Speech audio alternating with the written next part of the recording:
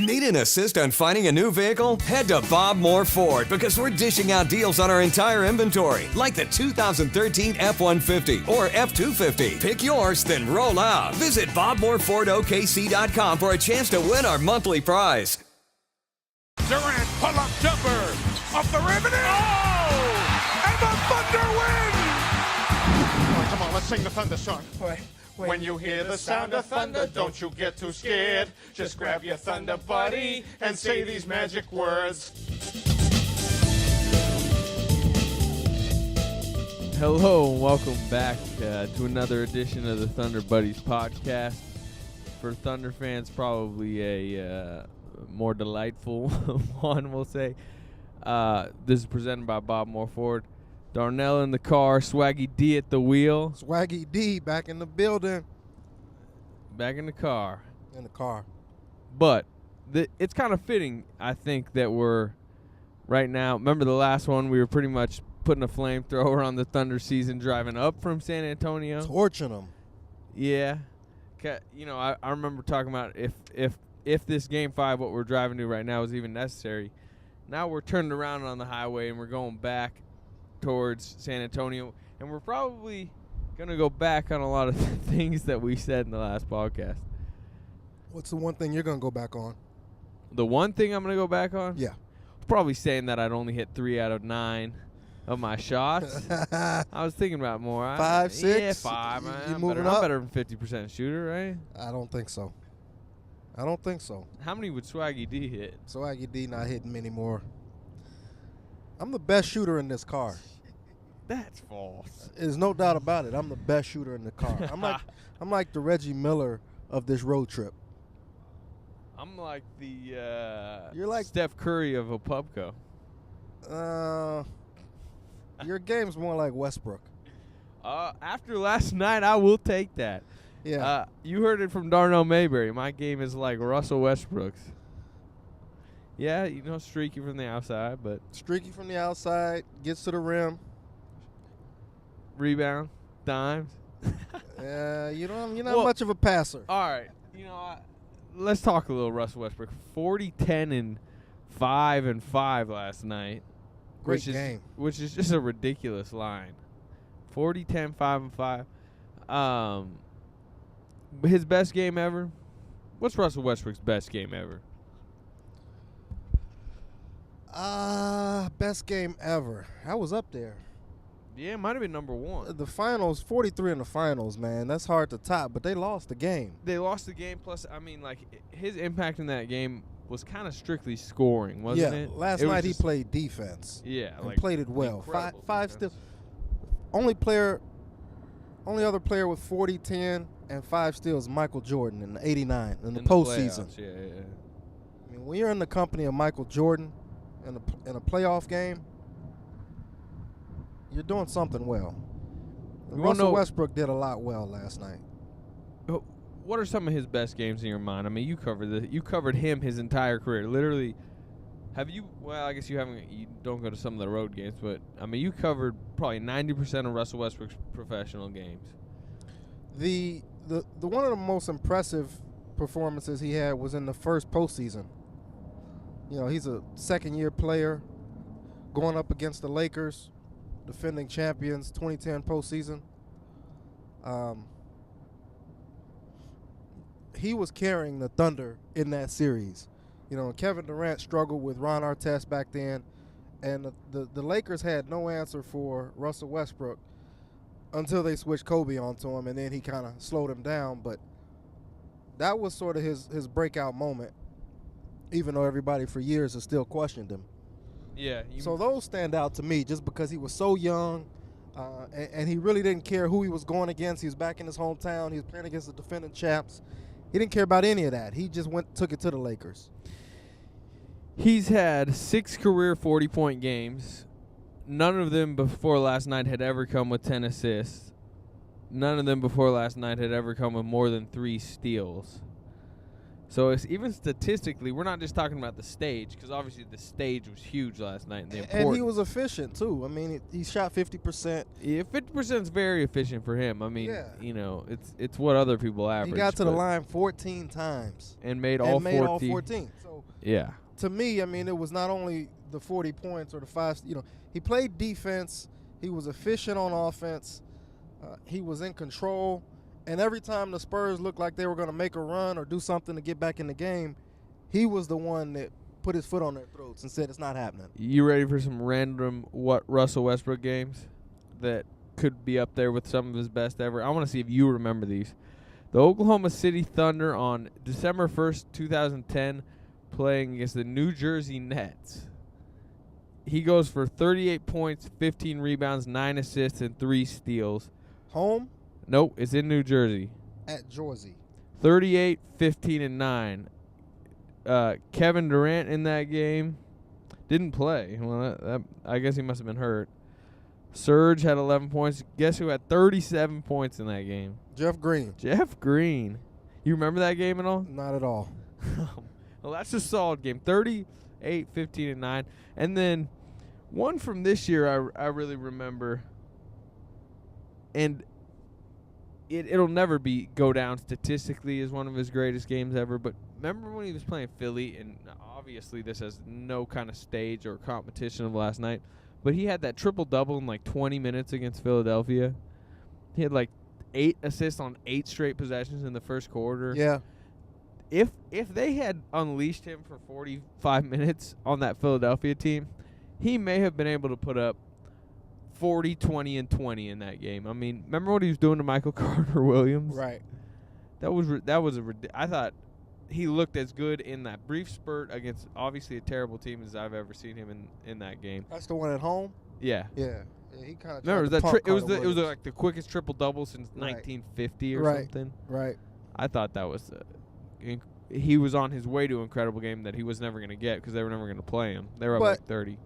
Playoffs is always going to trump regular season. Yeah, and it was the Sixers who were just dreadful this year. And we're talking about the Western Conference Finals. Yeah. Down 2-1. They lose last night, they lose this series. Yeah. So it was on a big stage, virtual must-win. Mm-hmm. And he carried the team. So on both ends of the floor, I think it was probably his best game. Yeah, I think so. What about a dual game with Durant? People were talking about it being their best game together, but I didn't Durant think so. wasn't incredible last night. He was one good. of his quiet, just kind of kill him softly type games. Yeah, which is, I mean, that's what you want. You know, you look up and you see he's got 31. Is that what he finished with, 31 points? He was efficient.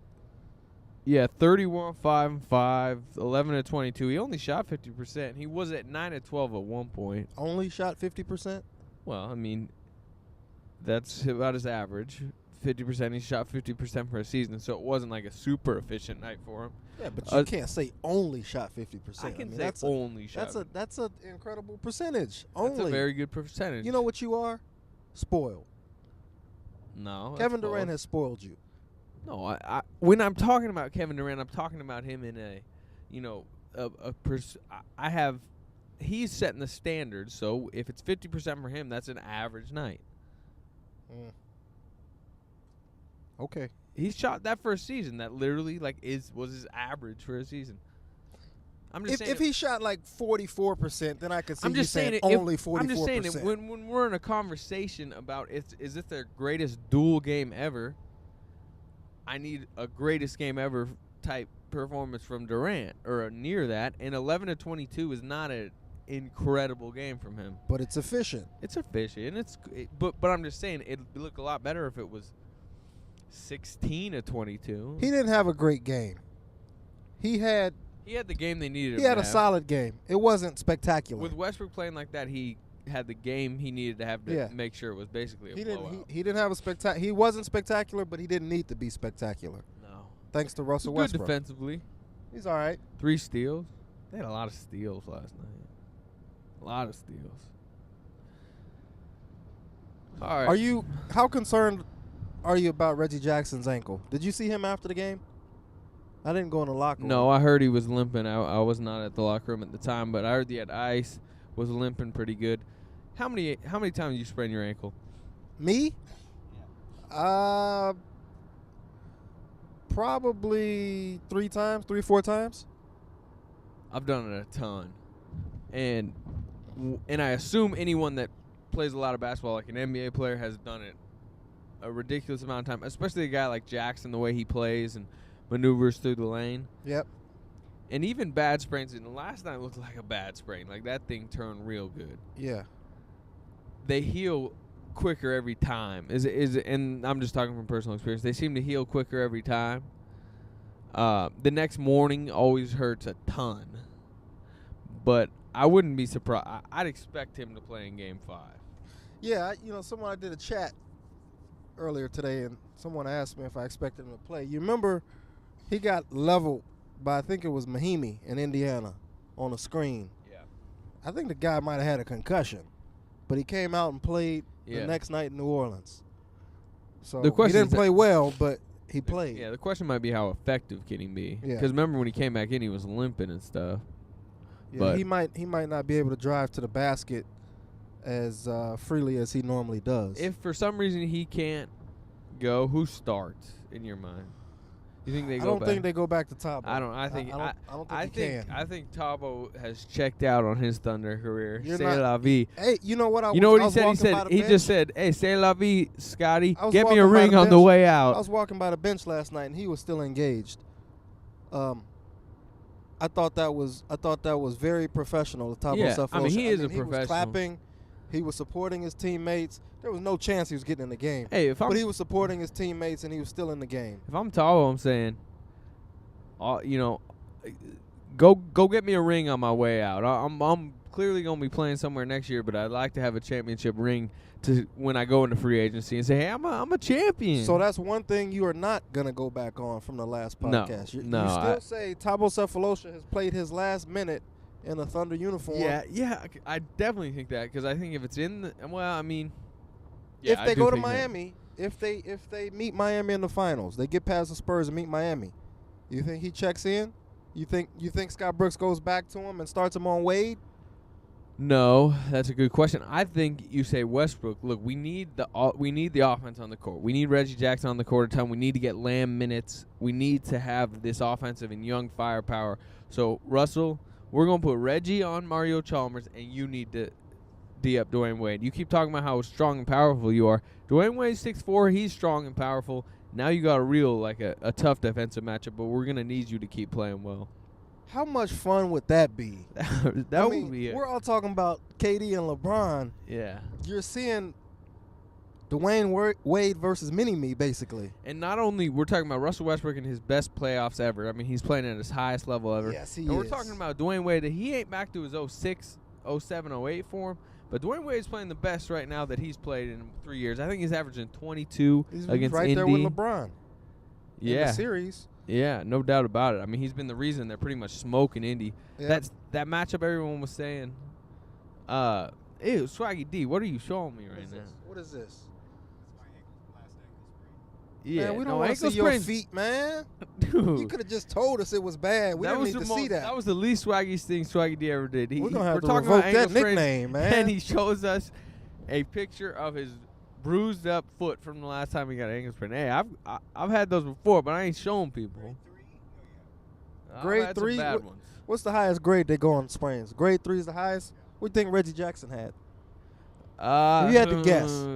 At least Swaggy a D 2. says 1. At least a 2, but I'm saying I've done it a ton of times. Remember Adams earlier in the year when Swaggy D said, "Roll him out there. He ain't hurt. Throw some dirt on it. It's only a grade 1. He just showed us his grade 3." Anyway, what were we just talking about? Oh, Russell Westbrook. Westbrook against Wade. Yeah, that would be a great matchup, and I think it would decide a potential final series. Well, the only person that's deciding that series is LeBron. Yeah. I mean, now Wade is the key because they need some help for LeBron. Yeah. But LeBron could just turn it on and take it to a level that we haven't seen. and an even greater level than what he did against the Thunder in 2012. Yeah, I mean, I don't think the Thunder can stop him. well, nobody can stop him. I don't even think they can slow him down. Like, they don't even – Paul George sometimes makes it tough on him. Not Sometimes. really. Man, how disappointed have you been in Paul George in this playoffs? Something's up with him, man. What was up with what he's saying the other night after the game? We outplayed him. Yeah. Bro, did you watch the game? Yeah. Were you in there? What do you think? Do you think it feels like the Pacers have somehow got the public – maybe not on the Heat side, but not caring if the Pacers win. You know, you'd think in any series with the Heat, the general public is rooting for the other team, and that still may be the case somewhat, but the Pacers are not handling themselves well. No. Frank Vogel's screaming at Shane Battier on corner threes. Did you see that? Yeah. Like, Lance Stevenson popping off about LeBron. And the Roy Hibbert, waste of size and space. Weird Roy Hibbert. Roy Hibbert's kind of weird. So, yeah, that team is not endearing themselves to the public, to the general public. No, and I thought the worst of all was George. They used to be great. post-game. Like, you used to root for them. Yeah. And, they had a bunch of fun personalities, and now it's kind of like, what are they doing? There's no doubt about it. All right, you want to try one of these Twitter questions? We threw it out to the world. Anybody got anything good to say? Do we want a funny one or do we want a serious one? Let's take a serious one first because we hadn't talked much about the Thunder. All right. Let's go with. I like this one from Brooks Kane. Who is the Thunder's postseason MVP to this point? Durant, Westbrook, or Ibaka? Westbrook. Explain. It's got to be Russell Westbrook because he has been more consistent. He's been more dominant. And he's carried the team throughout longer stretches of games and series than anybody else on the roster. So, to me, I don't even think it's close. I think it's Russell Westbrook. Yeah, and this is going to sound so weird because we're talking about the regular season MVP, Kevin Durant, who's been, he's averaging 30 in the playoffs, basically what he averaged in the regular season. He had a 39-15 game in a closeout game. But Westbrook, he's dominated his point guard matchup against a Conley, who's basically an all-star, Chris Paul, who's a super-duper all-star, and then now against Tony Parker, who's a Hall of Famer, future Hall of Famer. He's starting to dominate this matchup. So what Westbrook has done, I agree. I think he's been the MVP. And then the weird thing is, like I said, we're talking about the regular season MVP. Because of what's happened in the series, because of how it's gone down with Serge Ibaka, you can make an argument Serge Ibaka is the second biggest MVP on this team, and Durant's third just in these playoffs. I mean, clearly he's still the best player on this team, the centerpiece. Who is? Durant. So you're not ready to... Oh my! We got a statement coming from Darnell Mayberry. I'm thinking. Should I say it? I don't know. Say it. I can't say it. I can't go there. Kevin Durant's a better player. That's what I'm saying. He's a more polished player. But in these playoffs, Westbrook has been more meaningful and dominant. Durant has not had that great of a playoffs. Because everyone talks about efficiency and different stuff like that. He's shooting 45% in the playoffs, 35% from three. That's about what Westbrook's shooting. And Westbrook's giving you a ton. Westbrook's averaging 26, 8, and 7. Are we sure Russell Westbrook's not the best player on this team? I think if you're saying he's playing at his top level, and then Durant's playing at his top level, I think it's an argument, interestingly enough. But at the same time, Durant has shown over 5-6 years that he's more consistent. When he's on, man. I mean, we're talking about. Because you got to remember, we're viewing this in the scope of what we saw last night, which was like one of the best performances we've ever seen. But at the same time, remember Durant in January? Even before last night, we would have said Russell Westbrook's the MVP of the postseason for the Thunder. Yeah, no doubt about it. I'm just saying. So we have that fresh in our mind. But remember Durant in January without Westbrook? If Durant is playing, if Durant's playing that way, he's the best player. Dude, he was putting 50 a night, and he was putting up triple doubles. 50 a night. Okay, well, You're I don't exaggerating know. a little bit, Slater. Yeah, that was bold. That was hyperbole. So 40 a night. So why isn't he doing it when it matters most in the postseason? 50 a night. And that's not to say that he's been bad, but he just hasn't been As MVP dominant. Kevin Durant. No, he hasn't. But I'm just saying, I think his track record showed that LeBron's the best player in the league, and he's also shown that in these playoffs. Durant's 2, and Westbrook at his peak level is 3. But you know how spotty Westbrook is. Think about him in games 1 and 2 of this series. Do you think Russell Westbrook can play with more control As his career moves on? and still be the force that he is?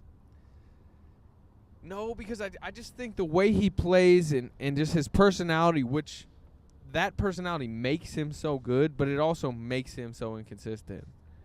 And, like, just that ferocity and that just confidence and just his wildness. I don't ever see him being able to do what he did last night, on a night-to-night basis.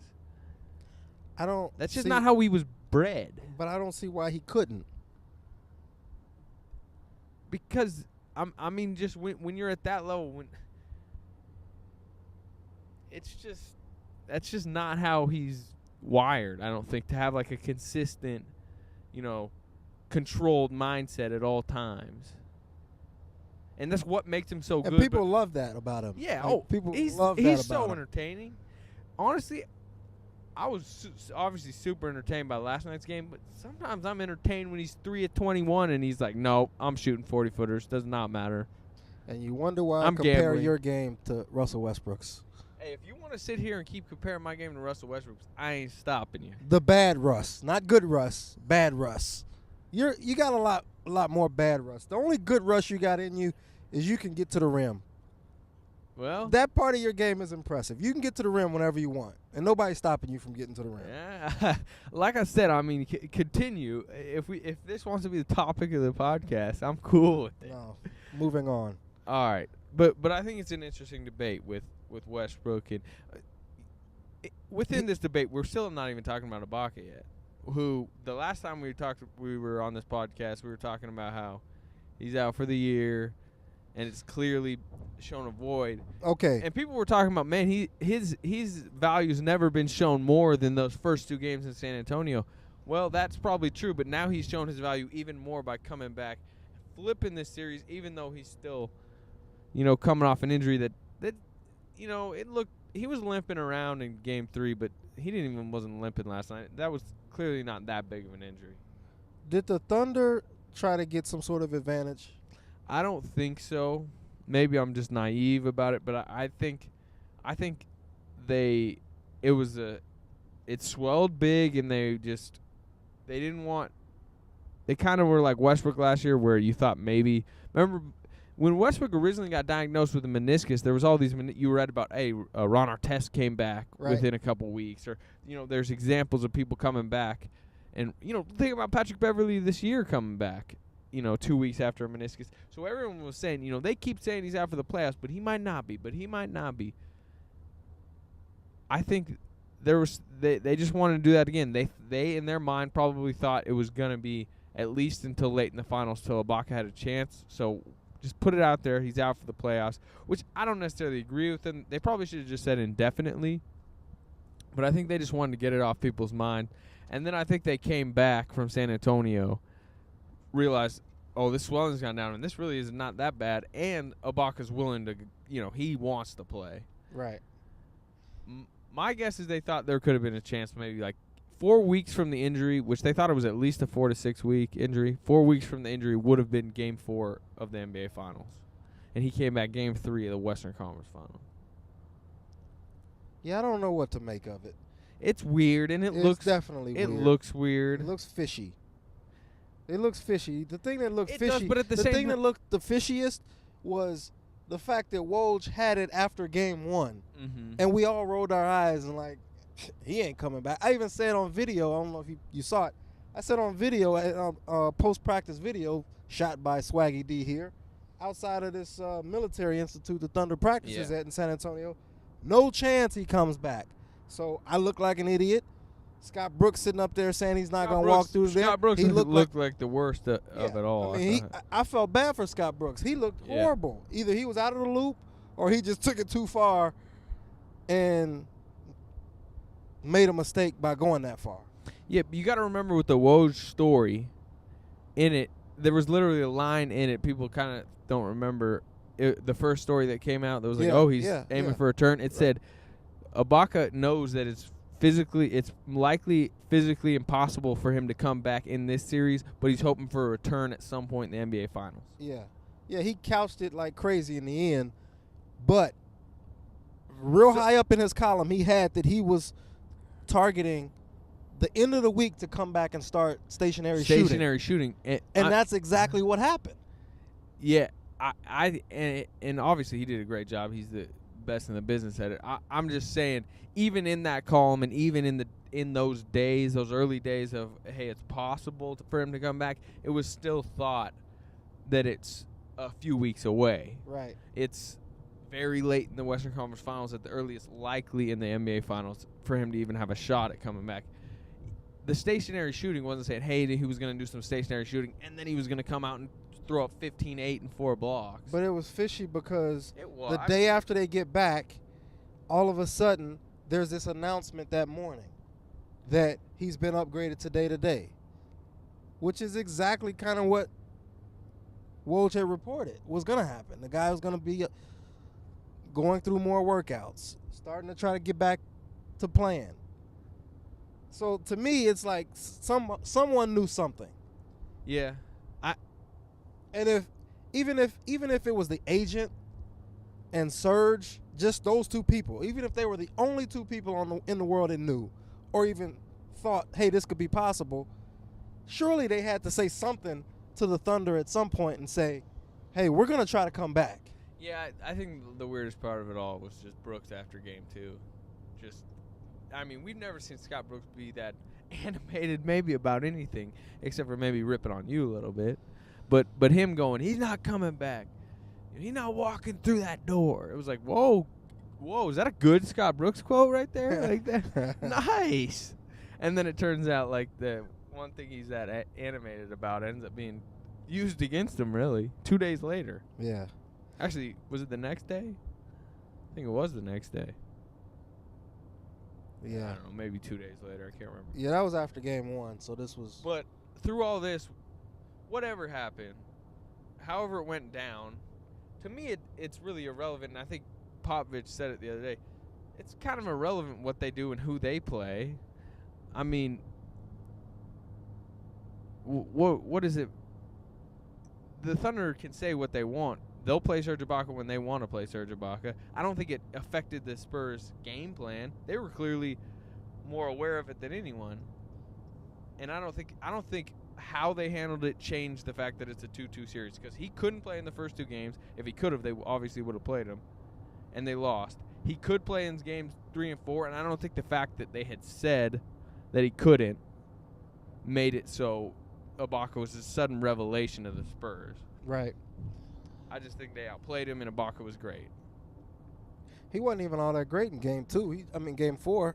No, but I mean he was solid. He had 3 blocks. He does what Serge Ibaka does, and it's hit. He didn't even really hit jumpers, but he gets points, gets rebounds, blocks a few shots, and he's great in pick and roll, which people don't talk about. Durant was even saying it last night. He kind of can guard 1 through 5. You're never going to start him on a point guard, but he's good on the pick and roll, staying in front of people, forcing. He basically stonewalls the paint, and then he obviously blocks shots unlike anybody in the league except for maybe Anthony Davis. Hey, here's a question on Twitter: whose siblings would win a soccer game, Serge Ibaka's or Steven Adams? I'm gonna go with that. Is a good question, by the way. Who asked it? Give him a shout out. Nate Ferguson at the Nate Ferguson.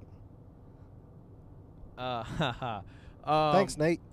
I got this one. I'm going with Serge Ibaka. I agree, because I think it's gonna be a real good game early. It's a real good game, but then, 20 minutes in, Steven Adams' sister throws an elbow, and she gets red carded, and then she's tossed. She's tossed, and then it's 11-10, and then there's 2 more red cards for the Adams clan, and it's suddenly 11-8. But then Steven angers somebody, so then Serge Ibaka's crew gets a red, but it's still 10-8, and I'm going with the Ibaka clan. Is Serge and Steven allowed to play in this game? Yeah, I'm why not?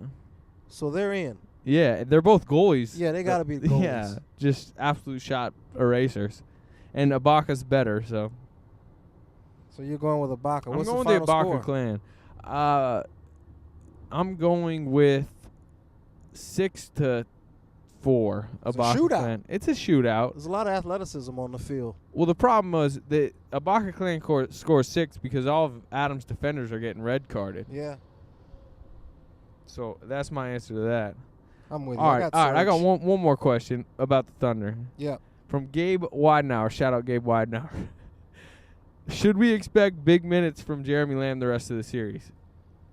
And big minutes are not, he's not going to get 30 or anything like that, but do you think he's Big minutes for Jeremy Lamb is 10. yeah, that's true.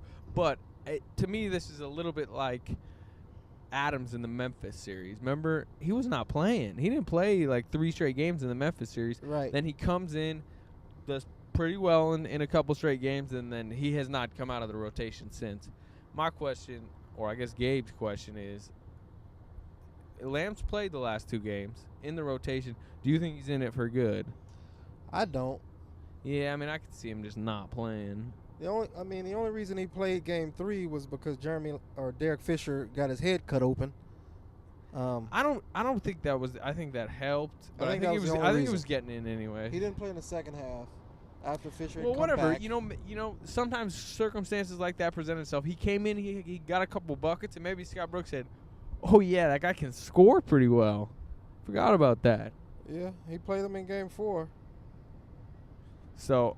And Thabo clearly isn't gonna play again. Yeah, so that's the thing. You've at this point with Thabo out of the starting lineup, you've taken all his minutes away. So who's those go to?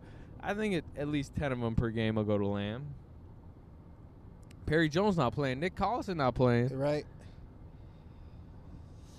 The other thing though is Jeremy Lamb's got to step up and play well. He ain't just gonna throw him out there and say, okay, you're gonna get these minutes. Yeah. Jeremy's got to make some shots. He's got to not get exposed defensively. If he does those 2 things, he's going to stay on the floor. And you got to give credit to Scott Brooks for reading and reacting to that situation, allowing him to play when he's playing well. But if he's not going to play well, he's going to yank him. Yeah. But I think he'll at least give him the shot. And the Spurs, when he's in the game, the Spurs seem to be content on letting Lamb beat him. You see how many he had a few wide open threes last night. Early on he was short on him, looked a little nervous, but he hit one. He hit a big one in the third. He does so many things well. Yeah. I mean, he shoots it, he rebounds. His rebounding. He can rebound well, and he gets in passing lanes. I think he had The 3 steals, steals last night. The ability to create with the ball in his hands. I mean, he can make plays running the pick and roll. He does a ton of stuff, but the problem is he does one thing glaringly bad, which is defense. which is just straight up on ball defense. defense. Yeah, he's Like- got to like get it's better. bad. He's got to get better, no doubt. So, I mean, there's a couple times last night where he gave up an easy, a drive to the lane easily or a 3 that was open, and Scott Brooks standing right in front of us. You could just see, turn around and look towards the bench like, Who else I "Oh." got? Yeah. Like, man, I got to keep him out there because he's helping, but that was JV type defense. But, I guess you also got to factor in the Reggie Jackson sprain. If that limits him, then that's going to open up Does even he more start? time. I think he starts probably if Jackson's you out. think but- they'll go with Lamb? Yeah. I think they would. I think they'd go with Fish or Butler. Butler, maybe. I think they'd go with. Well, if Jackson's out, they can't go with Fish. He got to be the backup. So Yeah. I think they go with Butler. Yeah, I think they keep Butler off the bench. I think they just go with Lamb to keep that offensive mindset early and keep their vets off the bench. Maybe they go with your boy, PJ3. Yeah. Either way, it ain't going to be Thabo. Yeah, that ship sailed. see you in. Where do you think he's going next year? I can see him going back to Chicago. I think that would be an interesting. I can see him going back. Now the only problem is they need offense. They need some help for Derrick Rose. They need some shooters. They got enough defenders. Yeah. All right. Quick, another Twitter question that just came from J.R. Meekins. We were talking about it earlier. I just want to get your quick take on it. Better game from Durant and Westbrook last night, or the game they almost became the first teammates to have that 30-10-10 triple-double? Remember that dual triple-double they almost had? Yep. What's a better game? Last night or the dual triple-double? Do you remember the dual triple-double? That's game 2, which was a must-win. It's after the Durant MVP speech. The Clippers game? Clippers game. I mean, this was a must-win. They couldn't go down 2-0 at home to L.A. And Durant goes for 32, 12, and 9. And Westbrook goes for 31, 10, and 10. That was... Combined for 5 steals. That was an overrated game. What? It was an overrated game. You know why? Why? First of all, Russell Westbrook's last assist, bogus. Okay, so let's say he just had a 31, 10, and 9. Does that really change how good he was in that game? We're only talking about it because Kevin Durant was 1 assist shy of both of them getting triple doubles. Yeah. That's the only reason we're talking about it. No, if it was 31, 10, and 9 and 32, 12, and 9, that's still pretty ridiculous. It's great. But you know what else happened? The second thing that made it bogus. Both of them spent the last 5, 6, 7 minutes fishing for triple doubles. Yeah, that a never fair point. never sits well with me. Durant, in my opinion, cost them a game out in LA this season to the Lakers when they lost that. It was an embarrassing loss to the Lakers. Durant was fishing for his triple double. He got it, and while he was being passive and trying to get everyone a shot just to fill his stats, the Lakers and Jody Meeks said, "Hey, we're about to win this game." Yeah.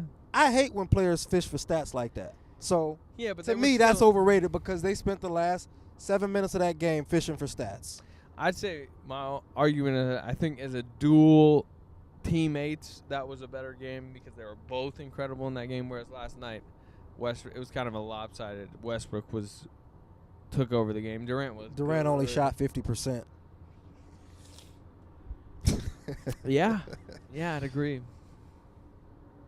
But anyway, all right.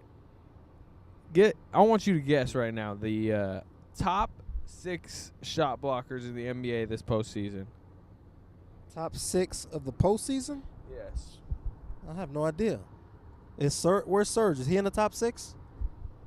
Yes, I'm talking about the most blocks. This is going to surprise you. That's why I'm asking. Oh, just tell me. I'm not going to waste time trying to guess. No, how about you guess? Number 1. You already said his name. Serge Ibaka. Serge Ibaka has 36 blocks in this postseason. Number 2. I bet you Splitter might be up there. Number 2. Tiago Splitter. Nope. DeAndre Jordan has 33. That's amazing That because is he amazing. had like 3 in the series against the Thunder. Yeah, he must have just been swatting everything against the Warriors. Seriously. Number 3. Steven Adams, 24. He's got the 3rd most blocks in the NBA this postseason. Okay. And he only playing 18 minutes. Ibaka's playing 33 and DeAndre Jordan's playing 34. That's pretty crazy. Yeah.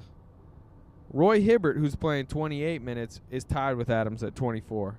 Okay. Tim Duncan's 5th at 25. And Kevin Durant is 6th with 21. That means the Thunder have 3 of the top 6 shot blockers in the playoffs. It's pretty good. It is pretty good. And I think if anything, that says a lot about Adams. This dude, we're talking about... And Durant. Yeah, Durant too. But Adams doing it in 18 minutes a night. I mean, people talk about Ibaka's rim protection and his feel for the game. And, I mean, he's probably the best shot blocker in the league. And, I mean, he clearly changes things. But Adams is developing into a real nice one.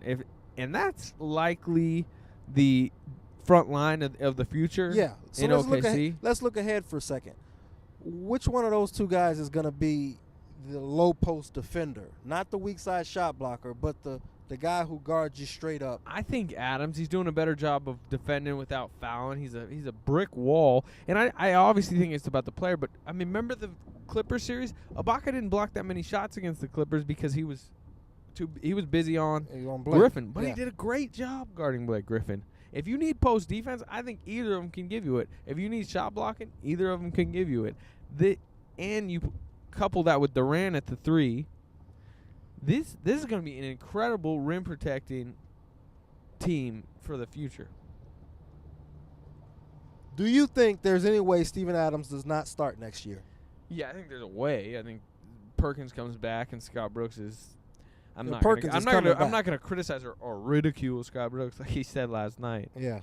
But I could see, he just wants to keep things steady. He likes Adams coming off the bench. I could see Adams not starting next year. I think he will. I think Scott Brooks will. Scott Brooks has shown a ton of flexibility this year. He keeps playing Adams if we want to go back and listen to that first podcast, you didn't think he was going to. But I think Adams would be the starter. So you think he will be the starter, but you're not. I'm not. You just said, is there any way he's not? And I do think there's a way he's not. You're not guaranteeing. Yeah, that I'm not be the guaranteeing starter. it. All right. But I hope he's the starter. I'd love to see Ibaka and Adams together for the bulk of the minutes. Yeah. I mean, that's just like you say. It's incredible athleticism up front. The things that they're able to do offensively, it gives you another weapon in there with Durant and Westbrook. I think he has to.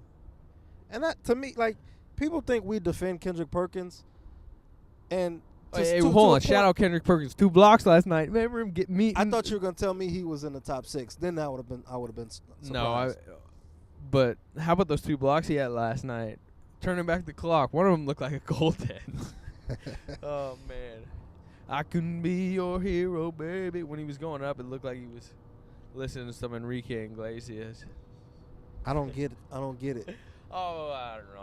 I saw his jump in slow motion. I just put a song to it. Yeah, like if I was vining it, it would have been a slow-mo vine of Perk jumping up to Enrique Iglesias yelling. I don't think Perk listens to Enrique Iglesias. Baby.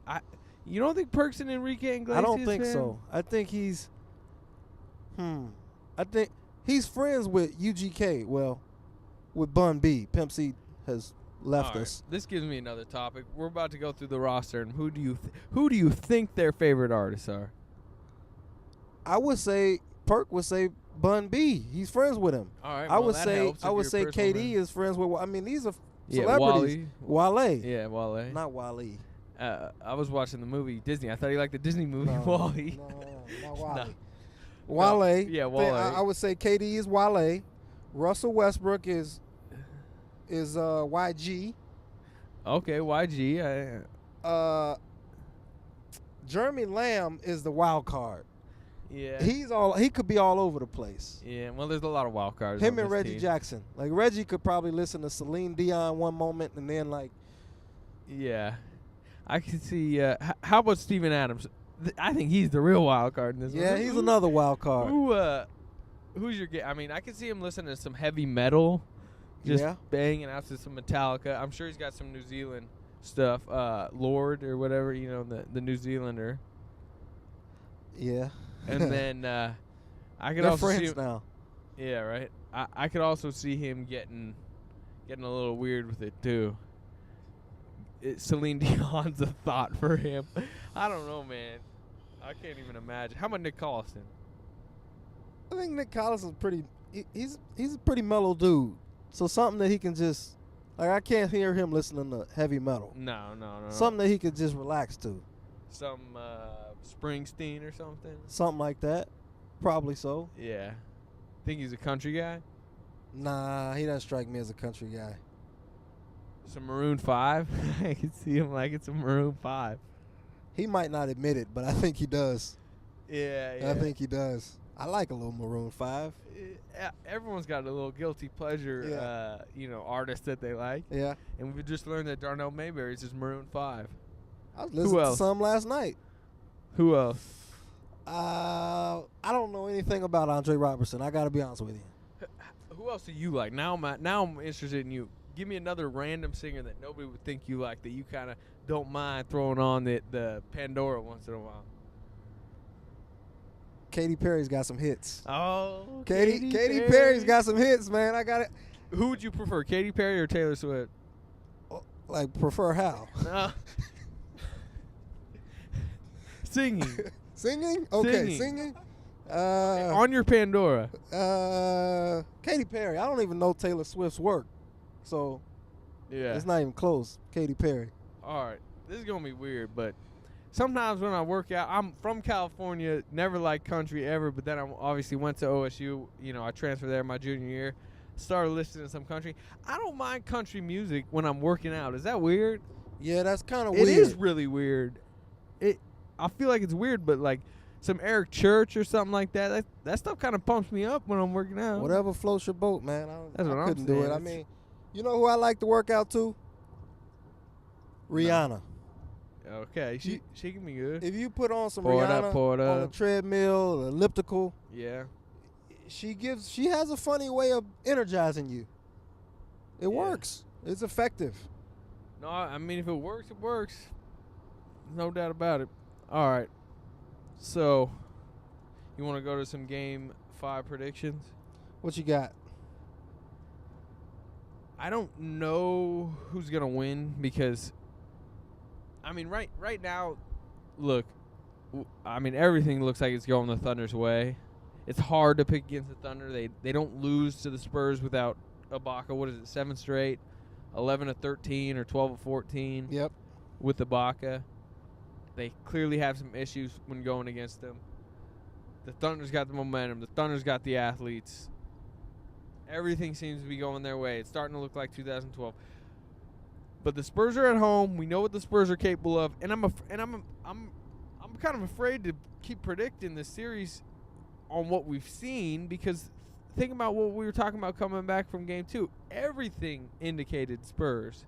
Even if if I had told you on that podcast, Ibaka's coming back, who's going to win this series? I would have said it wouldn't have mattered. Yeah, I mean, so I don't know who's going to win Game 5.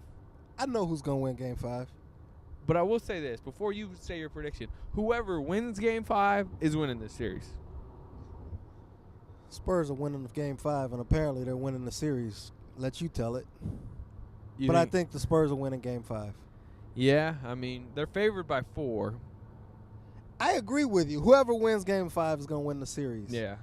Because if the Thunder wins Game 5, it's over in 6. Yeah, it is. And it's 2012 all over again, and that's embarrassing for the Spurs. Mm-hmm. Someone put on the chat today, Greg Popovich has figured out Stockton, Malone, Kobe, Shaq, all these great players, but he can't figure out Serge Ibaka.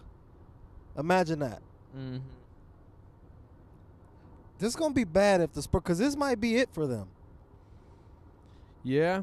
But I don't know, man. I mean, the Thunder they didn't play well at all in games 1 and 2 down in San Antonio. We've had 4 blowouts. We had 2 blowouts the first 2 games of the Spurs, 2 to the Thunder.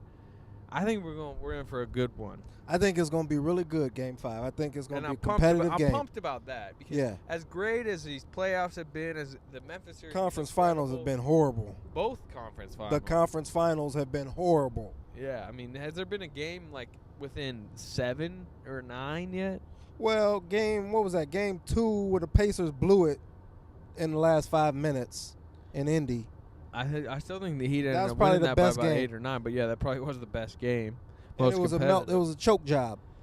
Yeah, It was a collapse by the Pacers. Yeah, but it was just kind of the Heat. The Heat turned it on and we're said, better. we're about to win this series. Yeah, we are a better team than you are. Yeah. You think the Heat are going to close it tonight? Got to. Well, you don't have to. I mean, you don't have to, but I think there's there's no reason to believe in the Pacers anymore. No, but the Heat have shown in the last few years that if they don't have to win, they don't necessarily feel the That's true. need to win. Hollywood is hell, as Joakim Noah would say. Yeah. You don't like that phrase? No, I don't mind it. I think it fits. Yeah, but remember, what was the second part of that phrase from Joakim They're Noah? really good. Yeah. But they're really good. Yeah. That was a man who was defeated. Yeah. He was like, I don't like them, but damn, they're good. Yeah. They look good. And guess who's been active for 2? He still hasn't got his minute yet. Here we go. I want him to get his minute so I can rip on you that he's had more minutes than Greg or than He'll get one Andrew in the Bynum. closeout game when the Heat are up 20. And then he'll have more minutes than Andrew Bynum, and my life might be complete at that moment. It may be complete. So you're not giving a prediction for Game 5 is basically what you're saying. Come on, man. You got two choices. I'm going to reluctantly take the Spurs in a close one. Reluctantly. I'm sort of reluctant, too. Yeah, I mean, anyone that thinks they know what's going to happen in Game 5 is wrong. Because nobody knows. If it is a close game, do you have more confidence in the Spurs or the Thunder to execute down the stretch? I mean, if we're going to use that term, execute down the stretch, you obviously have more confidence in the Spurs to execute down the stretch. But they don't have Kevin Durant and Russell Westbrook. That's the thing. Do you have more confidence in the Spurs to execute down the stretch or the Thunder Stars to just play make? I mean, at this point, it's all about the stars rising. Yeah. And the Thunder's got the two biggest stars in the series, which we've talked about. And it finally looks like they're now about to turn it on. But like you said, I mean, you can't really base anything off of what we've seen. No. This is a wacky series. Really wacky series. But I think the Spurs are going to take Game 5. It's so crazy just because it has this Ibaka twist. You know how crazy these playoffs have been for the Thunder? How crazy? Just if you just think back, how crazy. The Memphis series was as crazy a first-round series as you're going to remember. Think about all the stuff that happened in the Memphis series. Yeah. The overtimes, the close games, the four overtimes, the Perkins buzzer beater, the Ibaka buzzer beater that didn't count. Perkins sitting on Mike Miller. Perk on Miller. Ray Westbrook tweeting about Scott Brooks. Need a new coach. Mr. Unreliable. Game 6 and 7. And then how crazy, I mean, that was an unbelievable first-round series. The Zach Randolph punch that knocked him out of Game 7. The suspension for Game 7. And then you get done with that series. Then you go to the Clipper series, which also had its fair share of, I mean, that was a pretty wild series. Yeah. A lot of technical fouls in that. A lot of technical fouls. Think about the Game 4 collapse by the Thunder, then the Game 5 collapse by the Clippers.